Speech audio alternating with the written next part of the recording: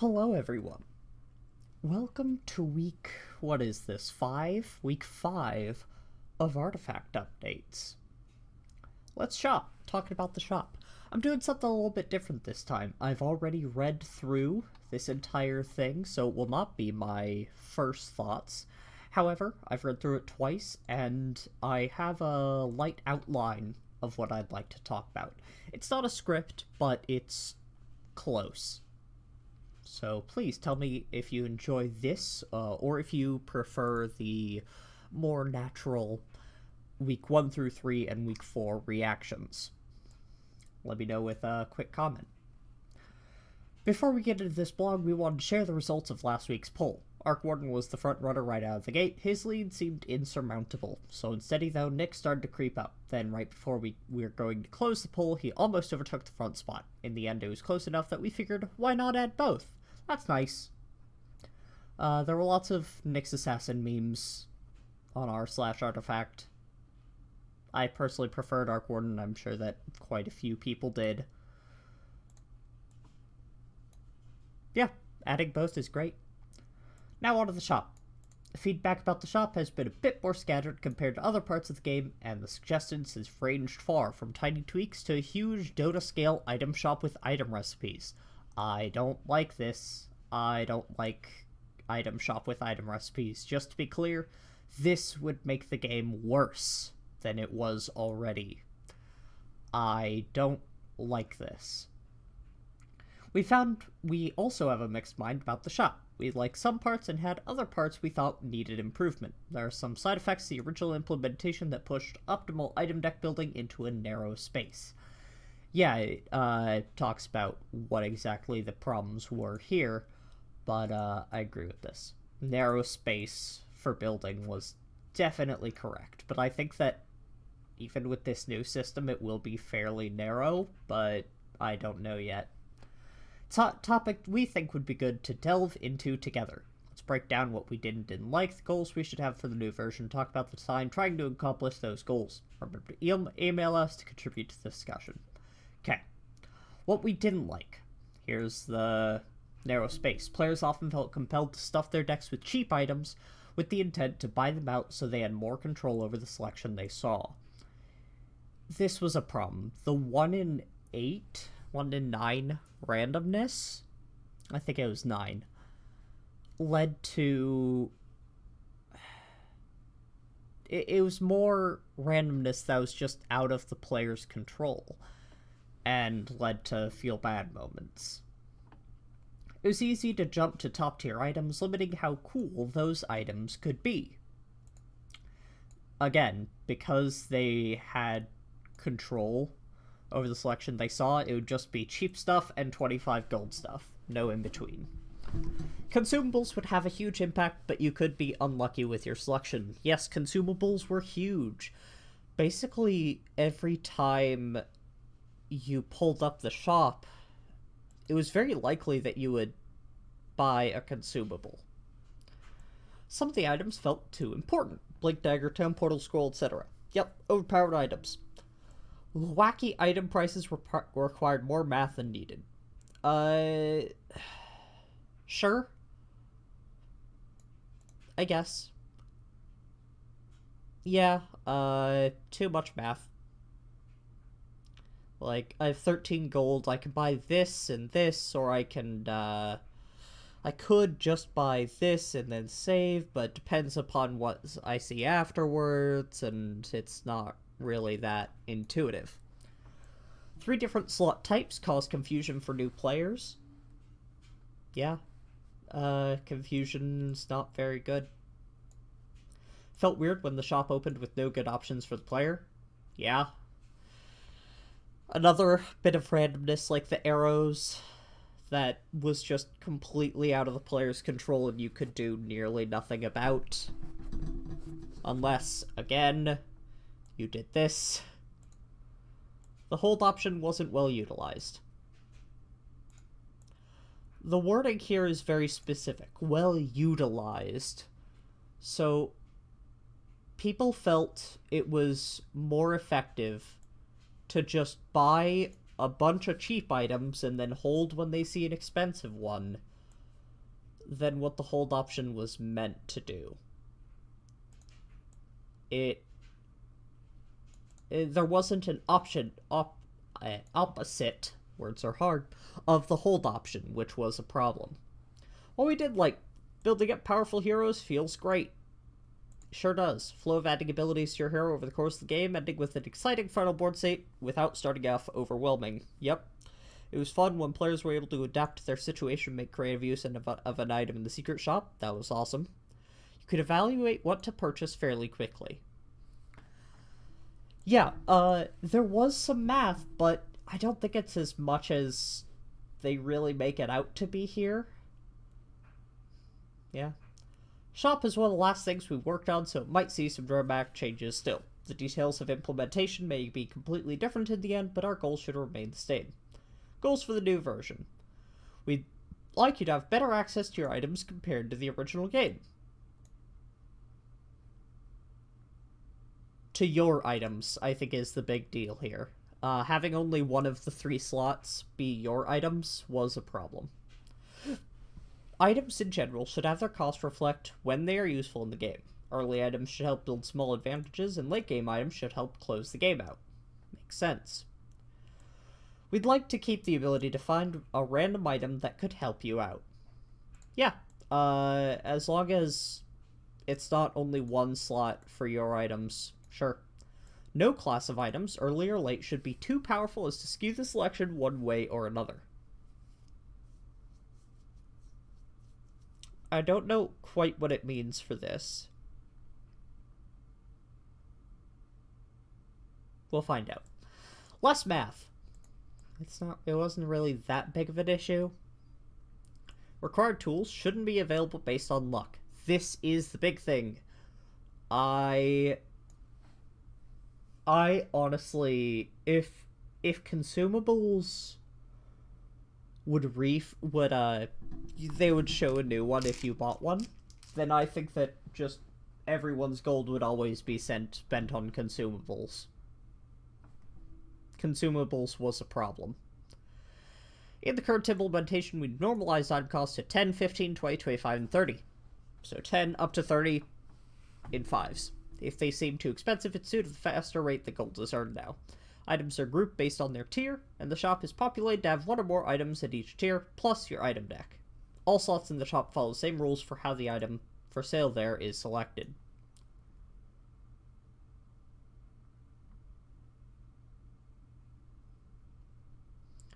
Items are grouped based on their tier, okay. And the shop is populated to have one or more items at each tier. At each tier? And then plus your item deck.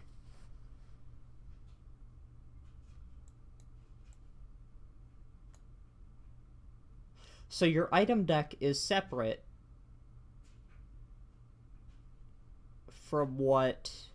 So there's like 2 secret shop slots and one of your item deck, maybe?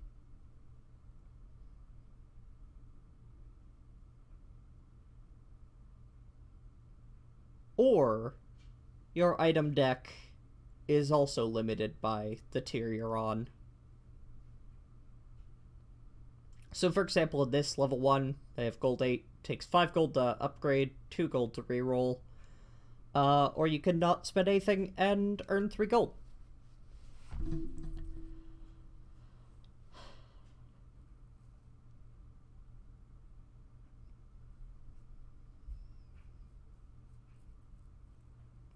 In the first shopping phase, you'll have access to 10 cost item tier, plus a few other options. I think the few other options is upgrade, reroll, earn. If you have some extra money and don't like the items presented, you can reroll for 2 gold. If you're a little light on cash, you can choose to skip shopping and earn a little extra gold. This is a good catch-up mechanic. This makes it so that people who are ahead and looking for something specific have to spend gold before they even get that specific thing, and makes it so that people who are behind can get free gold. The gold earned this way starts at 3 and increases by 1 each time you upgrade the shop. So 3 gold, then 4 gold. How many tiers are there? 1, 2, 3, 4, 5. So it goes up to 7 gold. Earn 7 gold if... But at that point of the game, you should probably just be buying stuff, most likely. Finally, you can upgrade the shop for 5 gold. This upgrade cost goes down to 3, and then to 1, in subsequent turns, and resets to 5 when you upgrade. Having this be an odd number, this be an even number, this be an odd number, and all of these being either even or odd, leads to some nice... Not,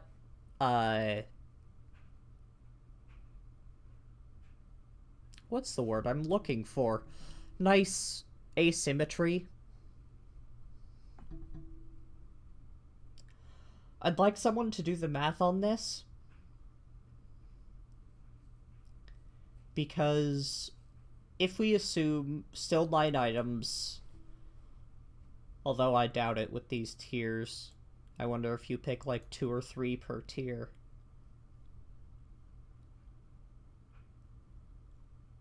Or maybe 2 per tier and then 130 would be a way to do it. That's 9. I'm still confused about if these are all random, or if these are all from your deck, or what. It's not really clear. Resets 5 when you upgrade. When you upgrade the shop, the next tier of items is added to the pool, and you get a free reroll. Added to the pool is the important part. You can still get the lower cost stuff, but having the upper cost stuff is nice. And we'll talk about these soon. Most consumables, including town portal scrolls, have been removed from the game completely.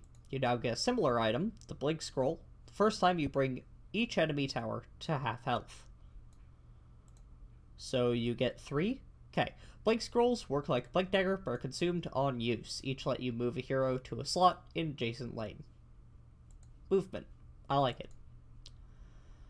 Let's take some of the new items for the first 3 tiers. Let me talk about this. Revtel Mercenary, it's a consumable, you use it. Hook Net, 2 attack, run, start, disarm the closest enemy creep. Seems good if your opponents are relying on creeps for their game plan. Force Staff, 10 gold, 2 attack, active 2, 1 mana, displace a unit. If I remember correctly, and I am remembering, this is not for sure,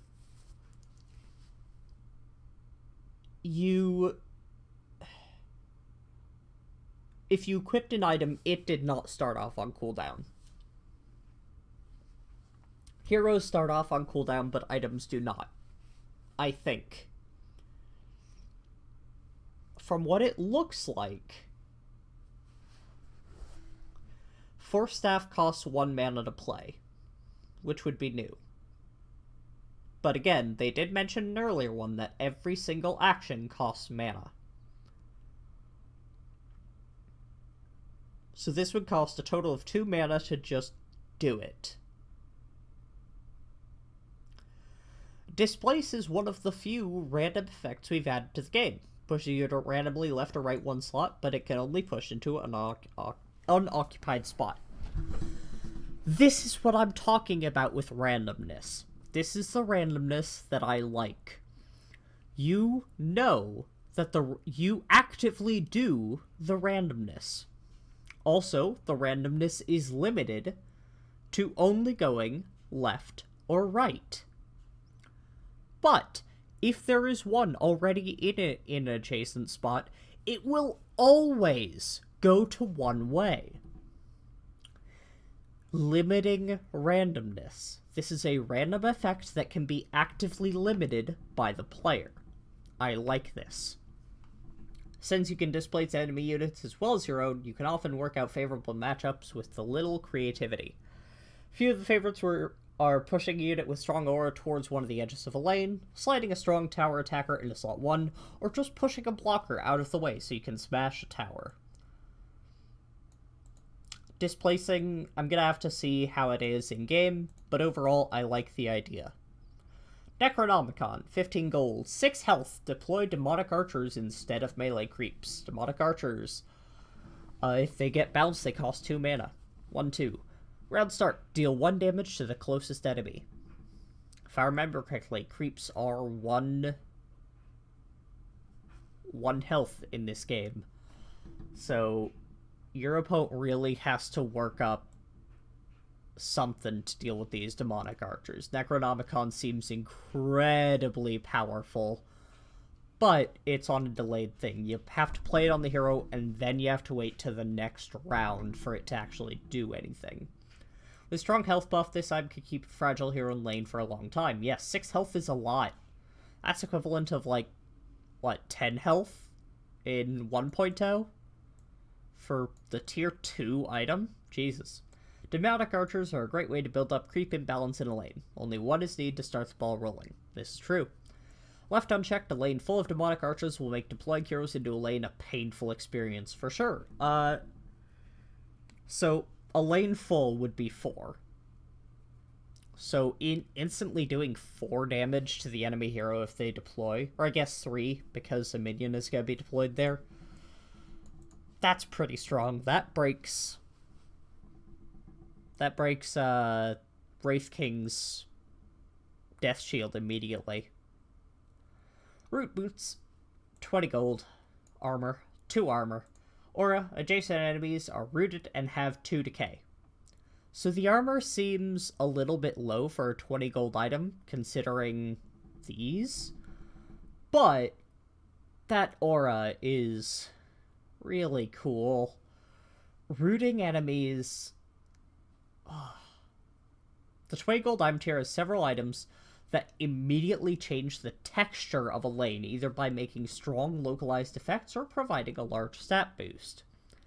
We've already seen a 25 gold item. We've seen Sheepstick. And Sheepstick just removes a hero for a whole turn and only has a 1-turn cooldown. If you retain priority, Sheepstick just turns off a hero, right? This turns off so many cards and abilities because of Root, including the Blink Scroll. Root Boots are great for deploying into a hero with mobility and exchanging favorably. This is definitely like a sideboard card from Magic. And sideboard cards, for those of you from Hearthstone or Artifact 1.0, are what I wanted the shop to be originally. Sideboard cards are... You know that the meta is full of, in this case, mobility.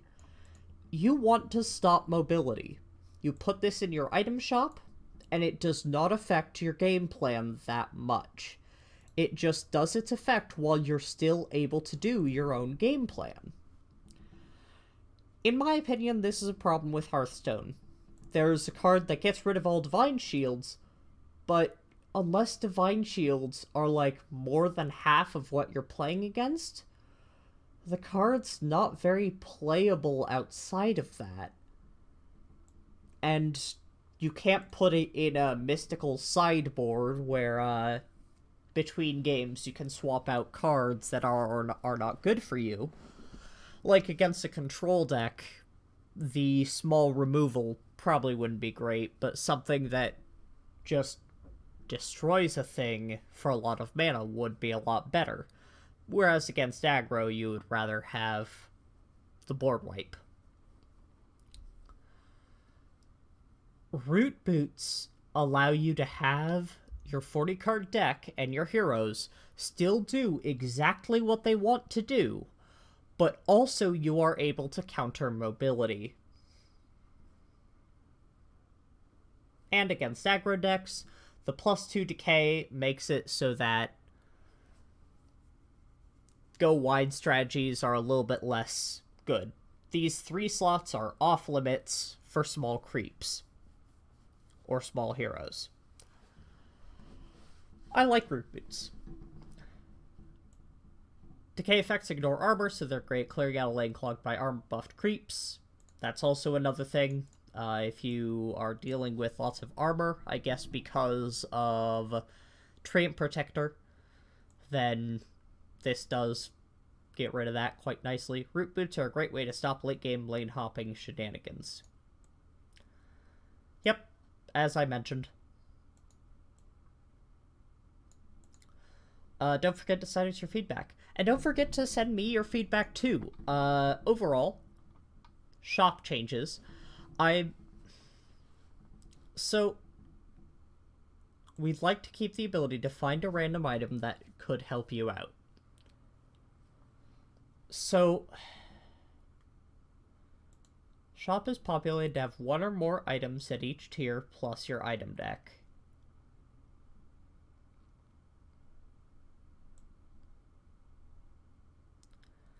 I'm not quite sure what this means. I might be reading this wrong, but it seems very vague. In Artifact 1.0, it was fairly clear. This one's a random item, this one's your deck, this one's your consumables. Which was confusing at first, but later on just made sense. I'm not sure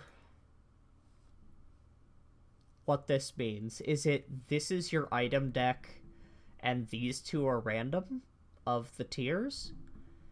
Is it will randomly pick one or two to be your item deck and one of them is a random one? Or two, depending upon the randomness there, which I wouldn't like. Is it this one is random and these two are from your item deck? I'm not quite sure. When you upgrade the shop, do you see more? At each tier? So is it, in this case, 10-10 your shop, or your deck, and then when you upgrade, 10-15 your deck, and then you upgrade again, 10-15-20 your deck, and then 10-15-20 your deck, 10-15-25 your... yeah. Is it that? At each tier.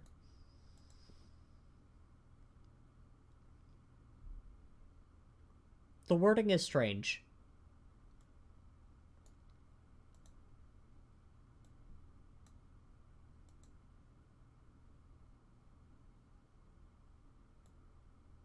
However, it says all slots in the shop follow the same rules for how the item for sale there is selected. So, does this mean that the shop is populated and then you see either a random card or your deck and it just increases the chances of something in your deck being shown? I don't like that.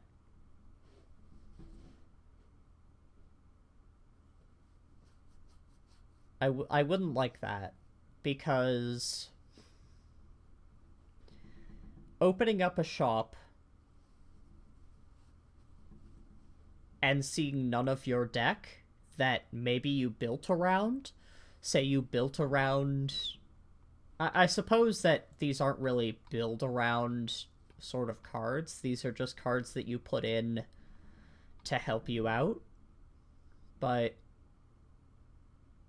I think that that's what it means.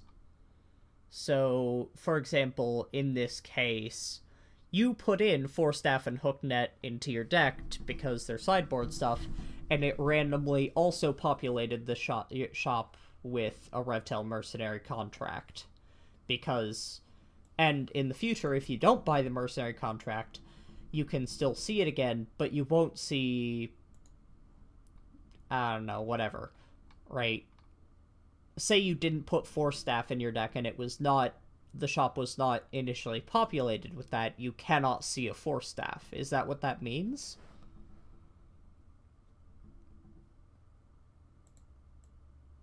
I'm not sure. I'm not sure what that means.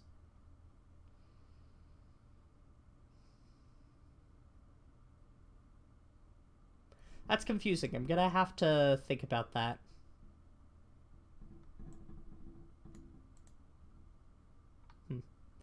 Anyways, now we move on to a bit of shilling. Please tell me how you enjoyed this one in the comments section down below. I read every comment so far because there was only one on my last video and I'm tiny, but I'm gonna try to read every single comment and reply to as many as make sense. If you say, hey, I love the video, or I hated the video, then I'm probably not gonna reply. But if you ask me a question or give me some feedback, oh, I like this because of this, or I'm more likely to respond to, I don't like this because of XYZ. If you have a question, please leave a comment and I will answer. If you enjoy this, I'm going to be doing this every week. I've done the past... I did one video for weeks 1 through 3, and then one for week 4. This is now week 5. So I'm going to be doing this for future weeks, and when the game comes out, I will be recording it and streaming it. In the description, sorry, I will post my Twitch. So when the game comes out, I suppose I shall start streaming it unless there is an NDA or something.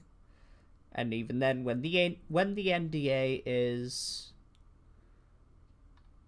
not uplifted, I will be streaming it. Just like I did for 1.0 until I got burnt out because, well, a lot of people got burnt out. Yeah, if you like this, feel free to subscribe. Bell if you want. I upload so irregularly that I suppose that it wouldn't be the worst thing in the world if you hit the bell. It's not like I upload every day yet.